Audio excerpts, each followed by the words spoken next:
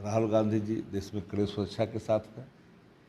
उनके मंच पर कौन जाएंगे नहीं जाएंगे वो तय करेंगे, और उनके जो अधिकारी ने तय किया था उन नामों में जिन नामों की सूचीबद्ध नहीं किया गया, बावजूद भी कोई व्यक्ति जाएगा तो लोकतंत्र में लोक लज्जा को बचाने के लिए अपना भी तो चाहिए कर्तव्य। हम यहाँ बात कर रहे थे मतदाताओं का। आपकी कारस्तानी इस आंदोलन को कमजोर कर रहा था। पप्पू यादव तो खूब बोले थे, तेजस्वी यादव को भी सुनाए हैं कल पूरा। पप्पू यादव क्या सुनाएंगे तेजस्वी यादव को? कह रहे थे जब हम राजनीति शुरू किए थे, विधायक बने थे तो पैदा भी नहीं हुए थे। और जब बने थे विधायक तो उससे जब पहले जो 17 बार बन चुके थे उसमें पैदा हुए थे क्या पप्पू यादव? ये कोई भाषा है क्या? पुराने नेता कोई 100 बरस का 100 बरस का आदमी को पुराना नेता कहे कि जब हम देश में मंत्रिमंडल में थे तब जो है ये गर्भ में भी नहीं आया था। 90 के पहले जो एमएलए बना था जो लोग बिहार में, वो अगर कहेगा कि उसमें पप्पू यादव कोई जानता था, नजरिया तो पहली बार पप्पू यादव जीते भी, जमानत भी जब थोड़ा सिंह सर थे, मालूम है कि नहीं आपको? आप नामित नहीं हो, जो लाइनें बिछी हुई है पंक्तियाँ, 5 कुर्सी लगा हुआ है, उस पर आपके नाम नहीं है, जबरन जाके बैठोगे तो अपमानित होना पड़ेगा, बार बार अपमानित होना पड़ेगा। अलग से कुर्सी नहीं लगाई जा सकती, लेकिन अपमानित कीजिएगा आप। बिना आपको परमिशन चल जाइएगा क्या? आप ऐसे ही चल जाइएगा? क्यों चल जाइएगा? बिन बुलाए मेहमान क्यों बनना चाहते हैं आप? अरे कांग्रेस के क्या कांग्रेस से क्या? कांग्रेस से क्या सर? आप खुद ही बोले कि मैं निर्दल हूँ, आप खुद बोले कि मैं निर्दल हूँ। रीता रंजन ने तो आज तक कोई सवाल नहीं खड़ा किया तो कांग्रेस में है। मतदाता सूची पुनरीक्षण को लेकर के विपक्ष सुप्रीम कोर्ट पहुंचा हुआ था और आज फैसले आए हैं। एक और फैसले आने हैं 28 जुलाई को, लेकिन इस फैसले को लेकर के अब पूछा जा रहा है कि जो विपक्ष सवाल पूछ रहे थे इलेक्शन कमीशन से, उसको लेकर के क्या कहेंगे। खुद बातचीत करने के लिए हमारे साथ राजद के मुख्य प्रवक्ता शक्ति सिंह यादव हैं। कैसे देख रहे हैं सुप्रीम कोर्ट के जो फैसले आए हैं उसको लेकर के? देखिए, SIR मामले में उच्चतम न्यायालय के जो फैसले आए हैं उस फैसले का हम स्वागत करते हैं। हमारी पार्टी इस फैसले को स्वीकार किया है। नेता प्रतिपक्ष आदरणीय तेजस्वी प्रसाद यादव जी सहित इंडिया गठबंधन के सभी घटक दलों की तरफ से जो याचिकाएं दायर की गई थी, उन याचिकाओं पर जो बहस के दौरान गंभीर बिंदुओं पर उच्चतम न्यायालय ने कुछ चिंता भी जाहिर की, कुछ टिप्पणियां भी की। समय को लेकर के टिप्पणी हुई जो हम लोग का सवाल था। दूसरा, चूंकि SIR मतदाता सघन पुनरीक्षण कार्यक्रम जो चल रहे हैं बिहार में वो ऑन गोइंग यानी जारी है। आप सब जानते हैं कि ऑटोनोमस बॉडी है इलेक्शन कमीशन, तो इलेक्शन कमीशन के को सुझाव के तौर पर उच्चतम न्यायालय ने कहा है कि राशन कार्ड और आधार कार्ड को आप इंक्लूड करें, ये आपके विवेक पर है। और हम लोग का मत साफ था कि आधार कार्ड जब सबसे लिंक किए गए, पासपोर्ट उससे बनता है, उससे जाति और आवास प्रमाण पत्र बनता है, उससे बैंक अकाउंट खुलते हैं, तो फिर मतदाता जिसकी पहचान मतदान करने की है, उसके पास जो कार्ड है वो इलेक्शन कमीशन ऑफ इंडिया के हैं, तो फिर आधार को आधार क्यों नहीं? और जिस तरह से एकाएक फैसला इलेक्शन कमीशन ऑफ इंडिया ने लिया, मानो एक अफरा तफरी का माहौल बिहार में मच गया। आप लोगों में मतदाता भौचक भी थे, निराश भी थे और परेशान थे। गांव और गवै से आने वाले लोग इन बातों को जानते हैं कि 11 जो बिंदु साक्ष्य के रूप में मांगे गए हैं इलेक्शन कमीशन की तरफ से, उस साक्ष्य को प्रस्तुत करना आसान नहीं होगा इस समय सीमा के अंदर जो समय सीमा दिया गया है।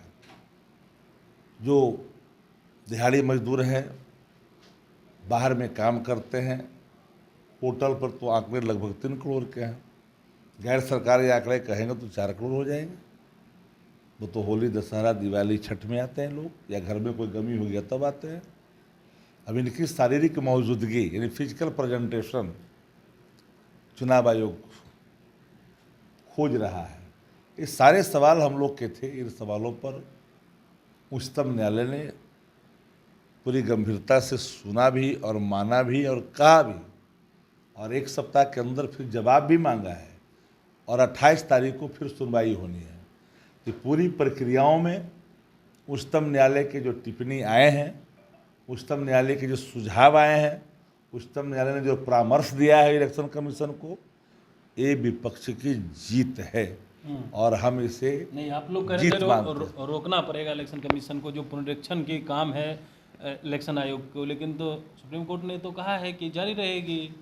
संवैधानिक मर्यादाएं, संवैधानिक प्रक्रिया, और हर लोग संविधान के दायरे में बंधा होता है। संवैधानिक पदों पर बैठा व्यक्ति भी संविधान के दायरे में होता है। गैर संवैधानिक जब आचरण होते हैं तो सवाल उठना लाजमी होता है।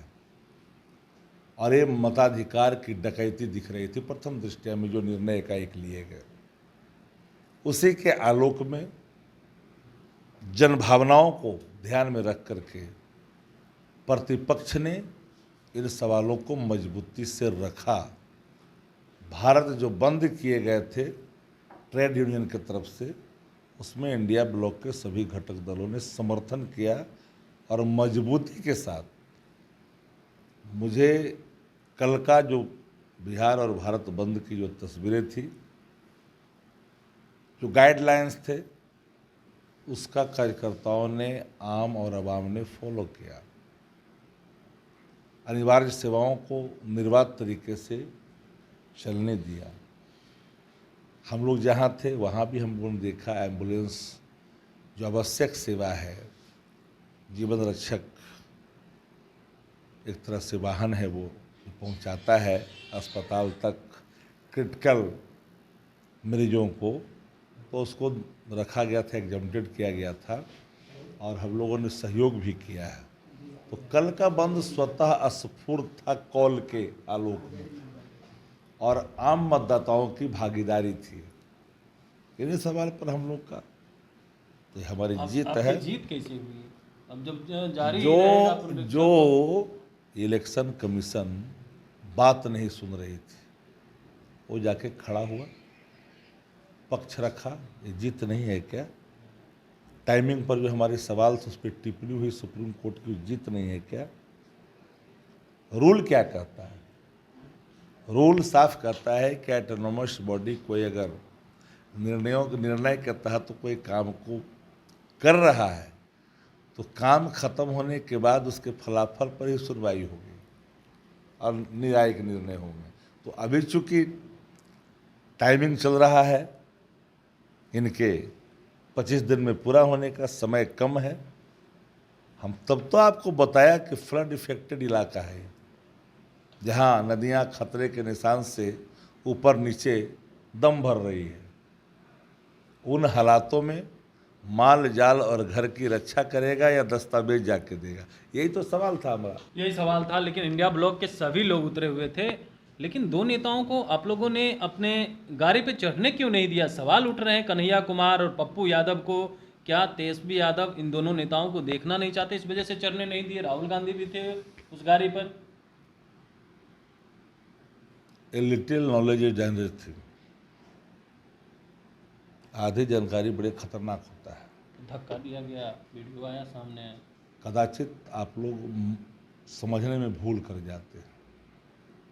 होल पूरे तौर पर जो सिक्योरिटी होल्डर है, जो प्रोटेक्टेड है लीडर्स, उनके साथ कौन खड़े होंगे नहीं होंगे खड़े, वो नाम पहले ही नामित होते हैं। राहुल गांधी जी देश में कड़े सुरक्षा के साथ हैं। उनके मंच पर कौन जाएंगे नहीं जाएंगे वो तय करेंगे, और उनके जो अधिकारी ने तय किया था उन नामों में जिन नामों की सूचीबद्ध नहीं किया गया, बावजूद भी कोई व्यक्ति जाएगा तो लोकतंत्र में लोक लज्जा को बचाने के लिए अपना भी तो चाहिए कर्तव्य। जब नामित थे तो नाहक उस पर आजमाइश कर करके आप मीडिया अट्रैक्शन लेना चाहा। देश भर में आपकी फुटेज को चलाया गया। हम यहाँ बात कर रहे थे मतदाताओं का। आपकी कारस्तानी इस आंदोलन को कमज़ोर कर रहा था और आप कर रहे हो तय करना उनका काम था ना, कौन जाएंगे नहीं जाएंगे, तेजस्वी तो तय नहीं करते। बावजूद भी आप कांग्रेस को आप दोषी करार देते हो या जिसको दो दोष। पप्पू यादव तो खूब बोले थे, तेजस्वी यादव को भी सुनाए हैं कल पूरा। पप्पू यादव क्या सुनाएंगे तेजस्वी यादव को? कह रहे थे जब हम राजनीति शुरू किए थे, विधायक बने थे तो पैदा भी नहीं हुए थे। और जब बने थे विधायक तो उससे जब पहले जो 17 बार बन चुके थे उसमें पैदा हुए थे क्या पप्पू यादव? ये कोई भाषा है क्या? उम्र के पड़ाव में उम्र के हिसाब से आदमी अपने मंजिल को प्राप्त करता है। अब बोलेंगे कि पुराने नेता कोई 100 बरस का 100 बरस का आदमी को पुराना नेता कहे कि जब हम देश में मंत्रिमंडल में थे तब जो है ये गर्भ में भी नहीं आया था। ये भाषा तो लोकतांत्रिक भाषा नहीं है। नुकसान होगा इससे आपको? किसको नुकसान? 2025 विधानसभा जो व्यक्ति विपक्ष को बल देता हो, जो व्यक्ति सत्ता प्रतिष्ठान के लिए गाहे बेगाहे अप्रत्यक्ष तौर पे काम कर देता हो, कौन सा ऐसा दिन है बता दो कि अपनी कारस्तानियों से बाज जाता? 90 के पहले जो एमएलए बना था जो लोग बिहार में, वो अगर कहेगा कि उसमें पप्पू यादव को जानता था तो कैसा लगेगा? नजरिया तो पहली बार पप्पू यादव जीते भी, जमानत भी जब्त हुआ सिंगल तो मालूम है कि नहीं आपको? जमानत भी जब्त हुई है। कई ऐसे, लेकिन आप बोल रहे हो कि हटाना जोड़ना काम जिनके सिक्योरिटी के इंचार्ज का था वो जाने। लेकिन जब आप नामित नहीं हो, जो लाइनें बिछी हुई है पंक्तियां, 5 कुर्सी लगा हुआ है, उस पर आपके नाम नहीं है, जबरन जाके बैठोगे तो अपमानित होना पड़ेगा, बार बार अपमानित होना पड़ेगा। जानबूझ करके अपमानित होने के लिए जाते हो। अलग से कुर्सी नहीं लगाई जा सकती, लेकिन अपमानित कीजिएगा आप बिना आपको परमिशन चल जाइएगा क्या? आप ऐसे ही चल जाइएगा? क्यों चल जाइएगा? बिन बुलाए मेहमान क्यों बनना चाहते हैं आप? अरे कांग्रेस के क्या कांग्रेस से क्या? कांग्रेस से क्या सर? आप खुद ही बोले कि मैं निर्दल हूं। आप खुद बोले कि मैं निर्दल हूं। रीता रंजन ने तो आज तक कोई सवाल नहीं खड़ा किया तो कांग्रेस में है। हम लोग के पास रोज आता है, हम लोग खोल नहीं रहे हैं अभी बात।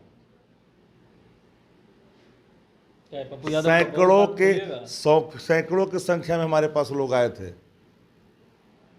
क्या क्या हमारा ले लिया, क्या क्या के नाम पर किन के आदमी ने क्या क्या किया, नहीं बोलना चाहते। ये सब थोड़ा आउट ऑफ वे हो जाता है। पप्पू यादव ने किया है सर। हमने कहा ना कि ये सब चीज़ें ठीक नहीं होती है। एक कमेंट पॉलिटिकल नहीं होता है। ये लोग तो अपना इसी के लिए जाने जाते। प्रतिदिन फुहड़पन के शिकार हो करके आप एक तरह से तमाशा के शिकार हो जाओ। सारे चैनलों पर किस तरह से अपमानित होना पड़ा था। अच्छा लगता है क्या? आप खुद कह रहे हैं कि 9 बार के हम हैं। बेवड़ापनी से आदमी को दूर रहना चाहिए। तो सुन रहे थे हमारे साथ राजद के मुख्य प्रवक्ता शक्ति सिंह यादव थे। तमाम सवालों का जवाब दे रहे थे और जो सुप्रीम कोर्ट के फैसले आए हैं उसको लेकर के भी कहा है कि बड़ी जीत हुई है। पप्पू यादव को लेकर के कह रहे हैं कि जहां पे आपकी कुर्सी ना लगे हो वहां जाइएगा तो बार बार अपमानित होना पड़ेगा, और नुकसान की बात पर भी खूब भड़क गए। अमलेश कुमार, लाइव बिहार, पटना।